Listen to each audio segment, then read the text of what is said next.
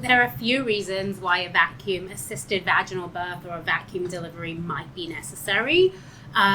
You have to have gone through a lot of labor to even get to that stage. So you have to be fully dilated, meaning 10 centimeters, and the head has to be low enough in the birth canal for your provider to help you with maternal effort extract the baby.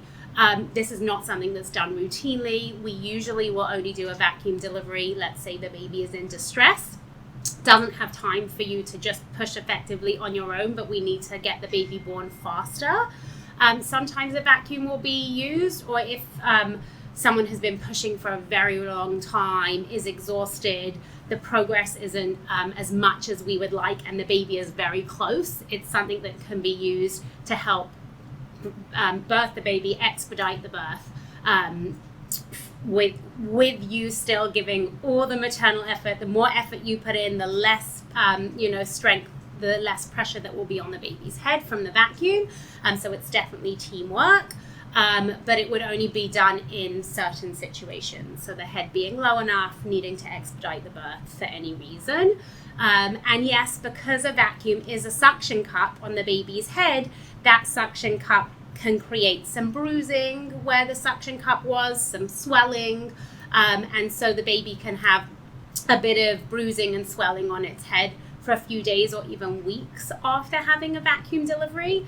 But it's also important to know that lots of babies have funny shape or cone-shaped heads being born vaginally without a vacuum or forceps or anything like that. And if they spend a lot of time in the birth canal, those plates and the bones in the head overlap and they have that cone-shaped head.